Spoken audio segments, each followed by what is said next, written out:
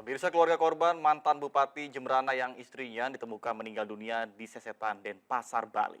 Saat ini masih menunggu hasil otopsi dari pihak kepolisian. Keluarga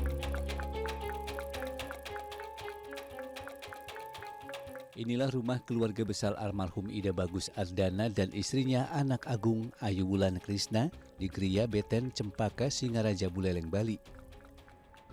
Di rumah ini pihak keluarga masih menunggu hasil otopsi jenazah yang ditemukan tewas di rumahnya. Adik kandung almarhum Ida Bagus Lilik Sudirga mengatakan sudah sejak 2 bulan terakhir almarhum jarang berkomunikasi dengan keluarga di Buleleng. Sebelumnya pernah pulang ke Buleleng pada saat Hari Raya Galungan dan masih aktif berkomunikasi.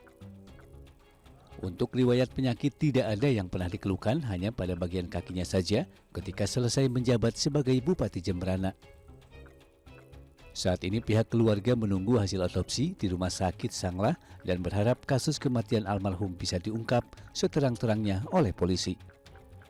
Komunikasi antara kami berjalan bagus, cuman belakangan ini agak jarang komunikasi.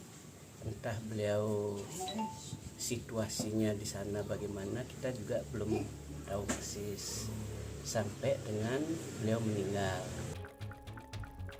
Sebelumnya pasangan suami istri ini ditemukan tewas di dalam rumah di Denpasar, Bali pada Kamis malam.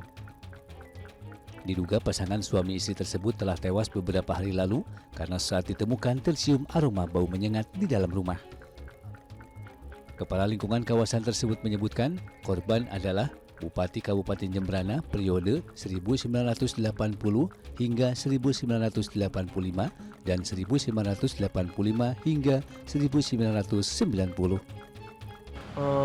Karena ditelepon aktif itu kan, karena anaknya nelpon aktif, curiga, makanya istrinya kesini sama suaminya gitu. Gedor-gedor nggak ada ngaut, dilihat di ini juga kotor gitu. Itu yang menjadi curiga pertamanya. Sejumlah petugas telah menggelar olah TKP dengan menurunkan tim Inapis dan telah mengamankan sejumlah barang bukti. Dari Denpasar, Bali, Pande Wismaya, Indira Ari, iNews melaporkan.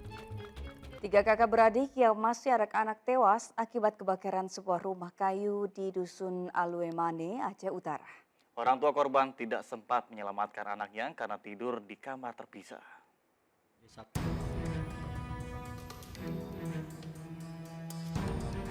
Rumah berkonstruksi kayu milik seorang warga di Dusun Alumane, Desa Bantan, Kecamatan Cok Girek, Aceh Utara, ludes terbakar Jumat dini hari tadi. Akibat kebakaran ini, 3 kakak beradik yang masing-masing berusia 13 tahun dan 10 tahun tewas karena tidak bisa diselamatkan. Orang tua korban mengatakan hanya sempat menyelamatkan 1 dari 4 anaknya saat peristiwa kebakaran berlangsung. 3 anaknya tidak sempat diselamatkan karena tidur di kamar terpisah. Warga menuturkan ibu korban hanya tinggal bersama 4 anaknya, sementara suaminya sedang bekerja di Malaysia. Jam 2:30 dengar suara teriakan anulung. Habis itu kita bangun lah kan. Kita lihat ternyata sudah besar. Kita mau bantu masuk, kita ambil si korban ini, kita nggak ada, udah nggak bisa lagi. Atap udah jatuh semua ke bawah. Udah jatuh semua. Nah, tinggal belas ini saja nih. Jalan sana apinya. Hingga kini belum diketahui penyebab kebakaran ini. Sementara usai disemayamkan, jenazah 3 korban rencananya akan dikebumikan di pemakaman desa setempat. Dari Kabupaten Aceh Utara, Armia Jamil, iNews melaporkan. Pemirsa, harga rumah kontrakan dan kamar kos di Kecamatan Sepaku, Kabupaten Penajam Pasar Utara, Kalimantan Timur melejit imbas pembangunan Ibu Kota Negara IKN Nusantara. Harga sewa untuk satu kamarnya dipatok mulai dari 5 juta hingga 7 juta rupiah per bulan dan kini pun telah penuh menjelang Hari Ulang Tahun Republik Indonesia 17 Agustus mendatang.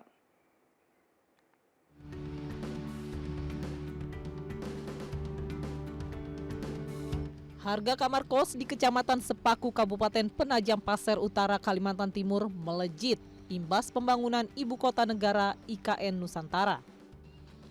Untuk harga sewa kamar kos yang dilengkapi pendingin udara ini, pemilik mematok Rp6 juta per bulan dan Rp500.000 bila disewa harian. Karena untuk pengeluaran sendiri sebenarnya banyak dari air terutama air itu kalau di sini satu tandon itu 1.200 liter itu sekitar 80 sampai 100 ribu satu tandonnya. Jadi kalau untuk satu bulan itu pengeluaran kita itu sampai 1.500.000. Tidak hanya kamar kos, harga sewa rumah kontrakan juga ikut melambung tinggi. Harga sewanya bahkan mencapai Rp7 juta per bulan atau mencapai Rp80 juta per tahun. Sementara itu, para pekerja proyek pembangunan IKN mengaku tidak masalah dengan harga kontrakan yang tinggi lantaran lebih nyaman ketimbang berada di kawasan proyek IKN. Satu bulannya 5 juta. 5 juta. Itu apa aja Mas fasilitas yang didapat? Fasilitas kamar mandi, Kamar mandi ada. kamarnya 1, WC 1, tandon tempat air. Gimana Mas? Nyaman tempatnya ya? Nyaman. Enak ya? Meski harganya mahal, kos-kosan dan rumah kontrakan ini dipastikan sudah terisi jelang HUT RI 17 Agustus mendatang. Dari Penajam Pasir Utara, Kalimantan Timur, Mukmin Aziz, iNews melaporkan. Kesal karena sampah menumpuk, pedagang di Pasar Induk Tanah Tinggi, Kota Tangerang melempar sayuran ke tengah jalan. Tindakan tersebut sebagai bentuk protes karena sepinya pembeli akibat sampah menumpuk karena sudah hampir seminggu belum diangkut dinas terkait.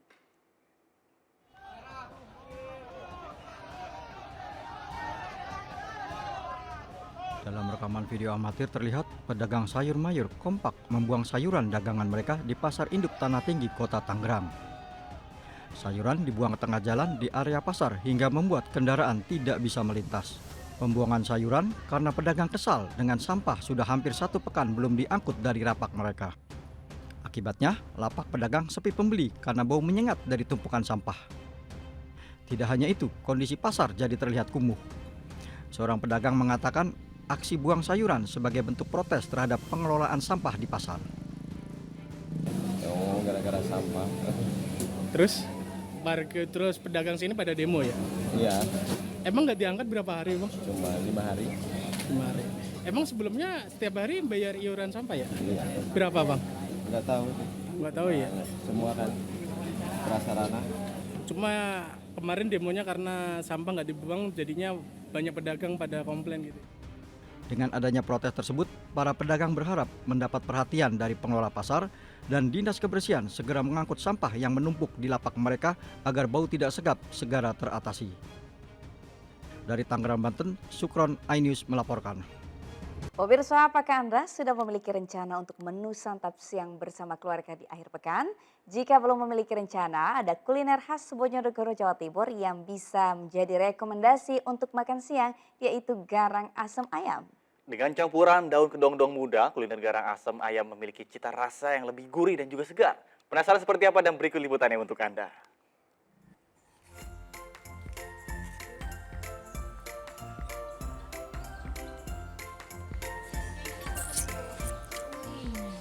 Ini dia kuliner garang asam ayam khas Bojonegoro.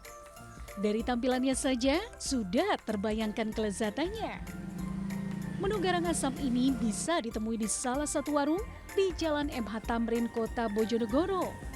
Garang asam sekilas mirip dengan kare ayam, tetapi yang membedakan adalah bumbu rempahnya yang khas. Garang asam lebih terasa gurih dan segar berkat campuran irisan tomat dan taburan daun kedondong muda yang menjadi ciri khasnya.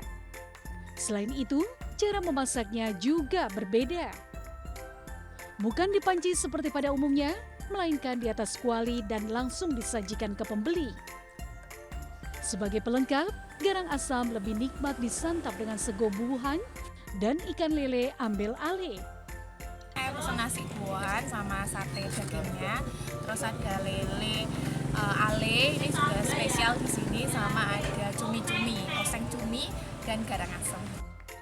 Selain kuliner garang asam, warung ini juga menyediakan berbagai kuliner khas desa lain. Dan untuk harga jangan khawatir, karena cukup nyaman di kantong. Mulai dari Rp7.000 hingga belasan ribu rupiah per porsinya. menunjukkan masakan tradisional. Yang kita tonjolkan masakan desa nasi buah. Itu ikonnya Bojonegoro, ikonnya warung cincin juga, nasi buah sama garang asam ayam. Tempat makan ini selalu ramai dikunjungi warga, terutama jam makan siang. Bagaimana pemirsa? Tertarik untuk mencicipi kuliner garang asam khas Bojonegoro? Dari Bojonegoro, Jawa Timur, Dedi Mahdi, iNews melaporkan. Terima kasih Anda masih bersama kami di Buletin iNews Pagi. Pemirsa, warga Jalan Abdul Hasan, Pasar Pagi Kota Samarinda dihebohkan dengan teriakan warga yang panik saat melihat kobaran api yang menghanguskan rumah 2 lantai. Letak rumah yang berdekatan serta banyaknya material kayu membuat api dengan cepat merembet dan menghanguskan 20 unit rumah.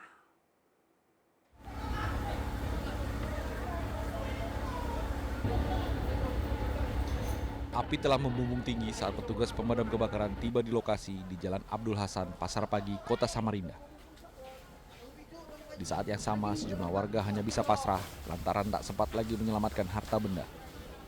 Untuk mencegah api merembet ke rumah lainnya, sejumlah warga bahu-membahu bersama petugas damkar menyemprotkan air ke arah api. Banyaknya material kayu, tidak adanya sumber air, serta kondisi gang yang sempit, dan banyaknya warga yang menonton membuat proses pemadaman terhambat. Api baru berhasil dipadamkan 1,5 jam kemudian setelah belasan unit mobil pemadam kebakaran dikerahkan ke lokasi. Untuk dugaan sementara, itu belum dicek and recheck karena nanti ada sifatnya tim yang memang khusus melakukan hal ini. Jadi untuk lokasi masuk ke dalam dan untuk perumahan ini hampir 90% dari kayu. Tidak ada korban jiwa dalam musibah ini, namun kerugian diperkirakan ratusan juta rupiah. Dari Samarinda, Maskaraya Diansah, iNews melaporkan. Pemirsa, Partai Golkar mengusung mantan Gubernur Jawa Barat Ridwan Kamil sebagai calon Gubernur DKI Jakarta dalam Pilkada serentak mendatang. Meski belum secara resmi diumumkan, mantan Gubernur Jawa Barat ini mengaku siap bertarung dengan siapapun, namun kurang tertarik jika harus melawan kota kosong.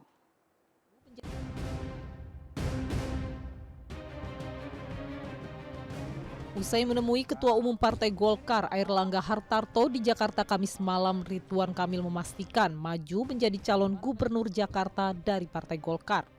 Sementara pengumuman resmi akan dilakukan oleh Partai Golkar dalam waktu dekat. Menunggu kepastian nama calon wakil gubernur yang diusung oleh partai koalisi. Ridwan Kamil juga menyebutkan dirinya siap melawan siapapun termasuk Anies Baswedan dalam Pilkada Jakarta mendatang. Saya tadi diminta secara resmi untuk maju sebagai Gubernur Daerah Khusus Jakarta dari Partai Golkar. Ya. Jadi informalnya begitu, tapi nunggu formalnya kapan. Kesepakatan dari koalisi adalah pengumuman harus berbarengan dengan terpilihnya calon wakil. Nah, per hari ini calon wakilnya masih didiskusikan. Ridwan Kamil sebelumnya disebut-sebut berpeluang menjadi calon tunggal dan akan melawan kota kosong. Peluang itu menguat setelah banyaknya partai yang mendekati koalisi Indonesia Maju. Namun Ridwan Kamil mengaku kurang tertarik jika harus melawan kota kosong. Pengamat pun menyebut sejumlah konsekuensi akan didapatkan oleh Ridwan Kamil bila akhirnya akan melawan kota kosong. Tetapi memang dalam konteks demokrasi ya kurang sehat ya, karena apa? Karena kota kosong apa? Tidak bisa berkampanye, tidak bisa bersosialisasi, tidak bisa melakukan pembelaan, tidak punya visi misi, tidak punya program, tidak bisa berjanji. Oleh karena itu ya sejatinya ya kalau mau bagus kualitas demokrasinya ya harus ada kompetisi yang sehat di pilkada, artinya ada lawan tanding. Koalisi Indonesia Maju yang terdiri dari Partai Gerindra, Golkar, Demokrat, PAN, dan PSI saat ini telah cukup untuk mengusung Ridwan Kamil maju dalam Pilkada Jakarta dengan total 50 kursi. Sementara syarat dukungan partai minimal hanya 22 kursi. Kontestasi Pilkada di Jakarta diramaikan sejumlah tokoh termasuk Anies Baswedan dan saat ini masih menjadi calon terkuat. Dari Jakarta, Jen Cahyani, Sadu Santo, iNews melaporkan. Pemirsa, tersangka kasus dugaan korupsi timah Harvey Mois akan menjalani sidang perdana pada 14 Agustus mendatang. Dari 22 orang tersangka, 3 diantaranya sudah masuk ranah pengadilan dalam kasus yang merugikan negara sebesar 300 triliun rupiah.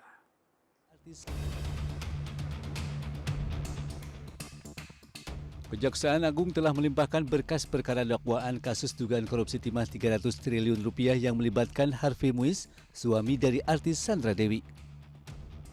Harvey Muiz merupakan salah satu dari 22 orang yang terjerat kasus dugaan korupsi tata niaga komoditi timah di wilayah izin usaha pertambangan di PT Timah Tbk tahun 2015 hingga 2022.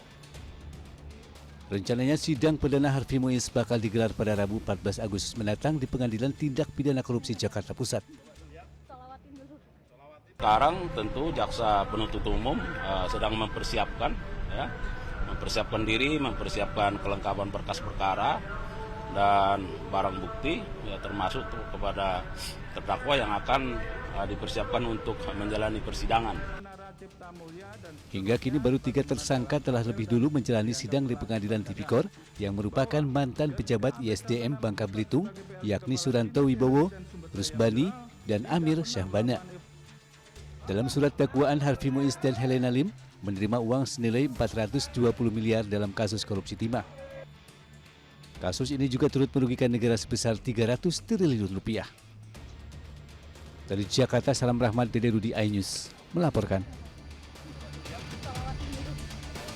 Ketua Umum Partai Golkar Airlangga Hartarto mengatakan pihaknya sudah memutuskan sosok calon wakil gubernur pada Pilkada Jakarta tahun 2024. Airlangga menyebut sosok calon wakil gubernur yang akan mendampingi Ridwan Kamil berinisial S. Ya benar lah kalau ketemu. Ditemui awak media di Istana Kepresiden Jumat siang, Ketua Umum Partai Golkar Airlangga Hartarto menyebut calon wakil gubernur yang akan mendampingi Ridwan Kamil pada Pilkada Jakarta 2024 berinisial S. Namun Airlangga tak merinci siapakah sosok berinisial S yang akan mendampingi Ridwan Kamil. Airlangga juga tak menjawab apakah sosok berinisial S merupakan politisi PKS, Sohibul, Iman, atau Ahmad Saiku. Airlangga membantah ada upaya untuk menjegal Anies Baswedan maju di Pilgub Jakarta dan membuat skenario RK akan melawan kota kosong. Inisialnya S. Saiku gitu Pak. Dari Kim apa Sohibul atau Pak Sohibul? Inisial S. Dari internal. Tapi jawaban yang tadi none of the above. Partai Golkar akhirnya memutuskan untuk mengusung kadernya yang juga mantan Gubernur Jawa Barat Ridwan Kamil untuk maju pada Pilkada DKI Jakarta 2024. Dengan demikian, Golkar kini menyamakan pilihan dengan Partai Gerindra yang menginginkan Ridwan Kamil maju di Pilkada Jakarta. Dari Jakarta, Muhammad Julhilmi, Rizky Julianto, iNews melaporkan. Sekretaris Jenderal PDI Perjuangan Hasto Kristianto mengaku menerima laporan terkait upaya untuk menjegal pencalonan Anies Baswedan di Pilgub Jakarta 2024. Selain mengkritik pihak yang melakukan upaya tersebut, Hasto juga menyebut bahwa hal itu semakin menunjukkan sistem demokrasi yang tidak sehat.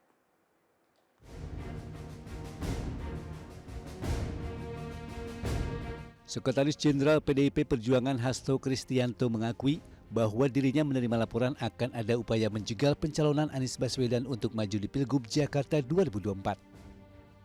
Pernyataan tersebut disampaikan Hasto merespon peluang Anies Baswedan untuk melaju di Pilkada Jakarta kini semakin menipis. Hal tersebut terkait pernyataan PKS yang membuka peluang untuk bergabung ke koalisi Indonesia Maju Kim yang mendukung Ridwan Kamil. Hasto menyebut seharusnya upaya penjegalan tersebut tidak terjadi. Selain mengkritik pihak yang melakukan upaya tersebut, Hasto menyebut hal itu semakin menunjukkan sistem demokrasi yang tidak sehat. Hasto tak merinci pihak mana yang diduga ingin mengganjal pencalonan Anies. Sementara di sisi lain, PDI Perjuangan juga belum mengumumkan pilihannya di Pilgub Jakarta. Ya, kalau kami menerima laporan, memang ada upaya-upaya untuk mengganjal pencalonan Anies Baswedan. Dan siapapun yang oleh proses yang seharusnya demokratis, tetapi ketika ada upaya-upaya untuk mengganjal calon-calon tertentu, itu kehidupan demokrasi kita tidak sehat. Hasto menegaskan bahwa PDI Perjuangan akan terus mengawal kontestasi Pilkada 2024 agar berjalan lancar tanpa adanya penghadangan kepada partai atau kader manapun. Bagi PDI Perjuangan, setiap orang berhak maju di konstelasi Pilkada. Dan siapapun yang mempunyai ide membangun Jakarta harus diakomodir. Dari Jakarta, Abdul Aziz, iNews melaporkan. Pemirsa yang ingin mengisi waktu libur akhir pekan, pameran potluck mungkin bisa menjadi salah satu pilihan. Pameran potluck menyuguhkan beragam karya seni, lukis, game, hingga tampilan virtual reality yang menghibur.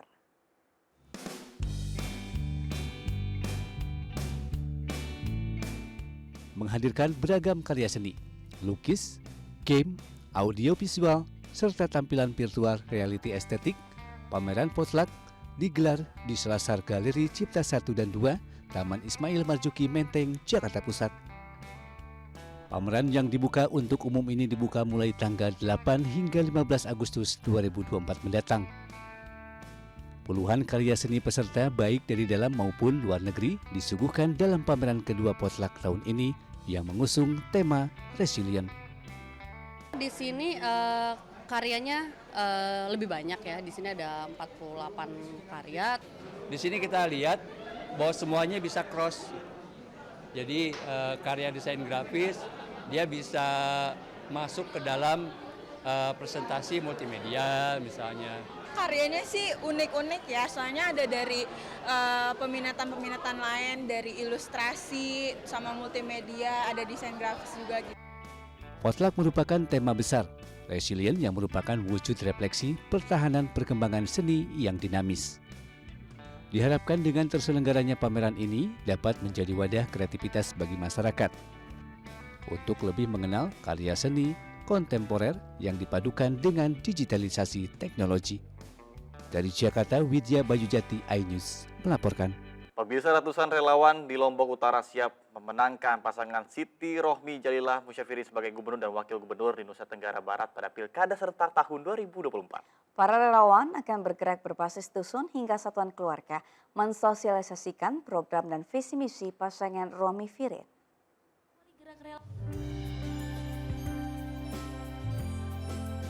Relawan bela dan menangkan Rohmi Firin untuk pemilihan gubernur dan wakil gubernur Nusa Tenggara Barat resmi dibentuk di Lombok Utara. Digelar di Pantai Kayangan, pengukuhan ini mengawali gerak relawan untuk mensosialisasikan program pasangan Rohmi Firin ke masyarakat di Lombok Utara. Para relawan dari beragam unsur masyarakat ini akan turun melalui jalur organisasi dan semua unsur masyarakat lintas agama. Semangat relawan luar biasa untuk menyambut kemenangan bagi Rohmi Firin dan Najmul Kus. Ya, tentunya ini harus dibarengi dengan kerja-kerja cerdas, kerja yang sungguh-sungguh 3 bulan ke depan, dan kami optimis. Ya. Elektoral inilah yang menjaga itu kan lebih susah daripada merebut ya. Sehingga kita memang full power ya, sejak partai sudah klop ya, 20% kursi sudah ada, jadi kita sekarang fokus untuk konsolidasi relawan sampai tingkat dusun. Para relawan datang dari berbagai unsur masyarakat ini bersumpah setia dan satu komando untuk bergerak memenangkan pasangan yang diusung oleh Partai Perindo, PKB, dan PDIP ini. Dari Lombok Utara, Muzakir, iNews melaporkan. Pemerintah melalui Kementerian Pariwisata dan Ekonomi Kreatif menetapkan tanggal 8 Agustus 2024 sebagai Hari Game Indonesia. Adanya Hari Game Nasional diharapkan mampu mendorong semangat anak bangsa dalam menciptakan game-game berkualitas dunia.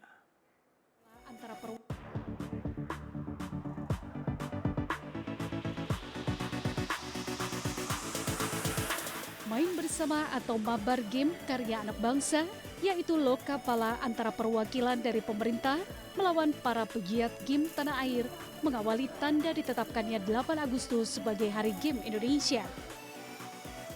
Peluncuran Hari Game Indonesia atau Hargai 2024 menjadi sebuah bentuk realisasi percepatan pengembangan industri game nasional.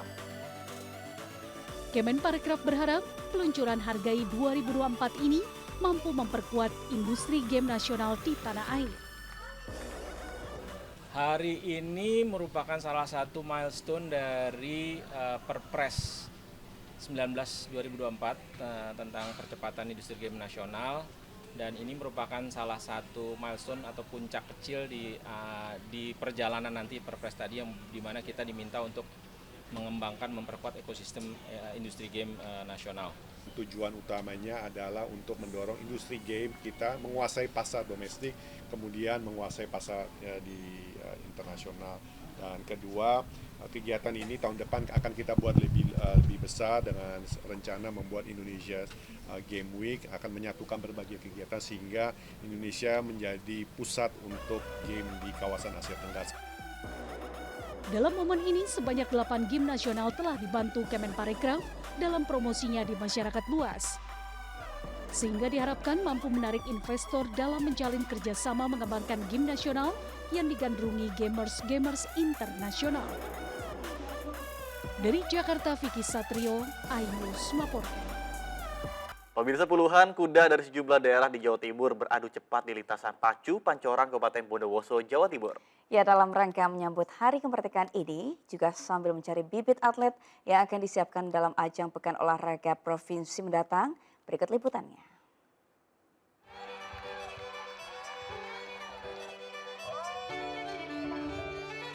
Begitu gerbang start dibuka, kuda-kuda ini melesat untuk menjadi yang tercepat.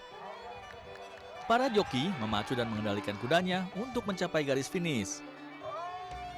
Kemerihan pacuan kuda ini berlangsung di lapangan Pacu Pancoran, Kabupaten Bondowoso, Jawa Timur. Terdapat 63 ekor kuda dari berbagai kota di Jawa Timur ikut meramaikan pacuan untuk memperebutkan piala, piagam, dan uang. Selain berlomba, pacuan juga digelar untuk mencari bibit atlet pada Pekan Olahraga Provinsi mendatang. Atlet muda nantinya akan diberikan pembinaan dan latihan oleh para pelatih. Latihan fisik, perawatan dari fisik satu minggu 3 kali maksimal. 3 kali. Dari pola makan gitu. Pacuan kuda Bondowoso terbagi menjadi 12 kelas dan seorang joki bisa menunggangi kuda lebih dari 1. Sebelum pacuan digelar selama 1 bulan, kuda dipersiapkan dengan diberi makanan bernutrisi agar stamina dapat maksimal. Dari Bondowoso, Jawa Timur, Rizky Amirul Ahmad, iNews melaporkan. Nah, Nata, kalau main ke Yogyakarta, mungkin makan bapia isi kacang hijau udah biasa. Nah, kita punya rekomendasi bapia kopi. Nah, bakpia kopi merupakan karya inovasi ibu-ibu di sebuah sentra kopi di Jember, Jawa Timur dengan menjadikan kopi sebagai isian bakpia. Selain itu rasanya juga enak, kopi ini pun menjadi nilai tambah nih bagi keluarga. Dan berikut liputan untuk Anda.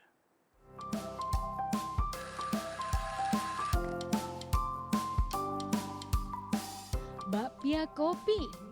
Kudapan ini merupakan produk sekelompok istri petani kopi asal di Desa Karampring, Kecamatan Sukorambi, yang berhasil mengelola kopi menjadi makanan ringan yang enak dan berkualitas. Memiliki cita rasa beraroma kopi, tetapi tetap tidak menghilangkan rasa khas bakpia yang gurih dan manis. Ide awal bakpia kopi berasal dari seorang mahasiswa Universitas Jember untuk memanfaatkan kopi yang banyak di desanya karena merupakan sentra penghasil kopi. Untuk membuatnya, pertama kopi dihaluskan.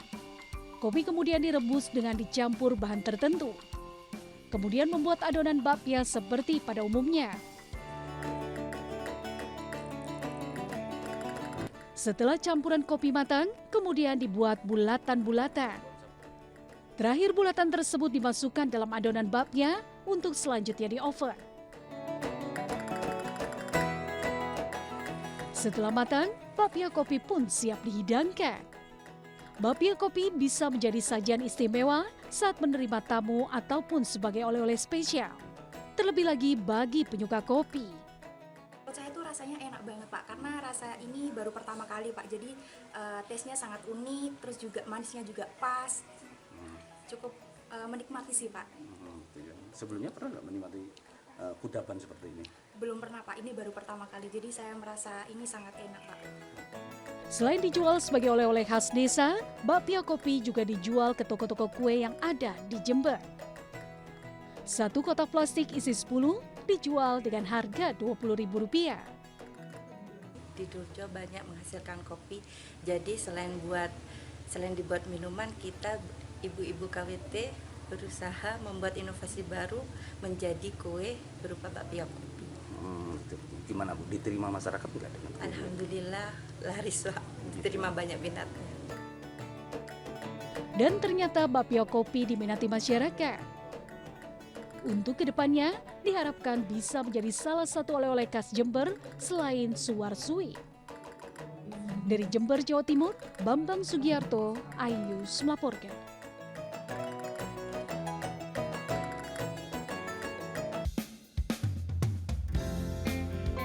PT PT Pos Indonesia Persero menggelar rapat koordinasi bersama PT Asabri pada Kamis 8 Agustus 2024. Rakor berlangsung di salah satu hotel di Surabaya dan dihadiri oleh jajaran direksi dan manajemen dari kedua perusahaan. Rakor membahas sejumlah isu penting, salah satunya tentang kerjasama terkait pembayaran manfaat asuransi sosial dan pengelolaan data penerima fasilitas kredit kepada Asabri. Rakor merupakan wujud nyata dari kolaborasi kedua perusahaan untuk berkomitmen menjalankan amanah dalam melaksanakan pembayaran pensiun Asabri. Inti dari kerjasama ini kan bagaimana kita bisa memberikan layanan yang prima bagi orang-orang tua kita penerima manfaat pensiun ini yang telah berjasa buat bangsa dan negara. Jadi semangatnya itu. Jadi Rakor ini terus akan kita lakukan dalam rangka mengevaluasi capaian-capaian yang kita dan apa yang harus kita lakukan lagi ke depan agar tadi amanah ini bisa kita laksanakan dengan baik dan benar. Jadi layanan antar ini akan menjadi program kita yang menjadi prioritas karena sesuai dengan situasi bapak-bapak, ibu-ibu para pensiunan itu sudah sepuh, tidak mungkin lagi datang ke kantor-kantor pos, maka inisiasi daripada pos sendiri bersama dengan yang lainnya juga untuk melakukan layanan antar. PT Pos Indonesia dan Asabri berharap kedepannya semakin meningkatkan sinergi dan kolaborasi dalam mekanisme kerja dan koridor kerja yang jelas antara kedua belah pihak. Dari Surabaya, Jawa Timur, Tim Liputan iNews melaporkan.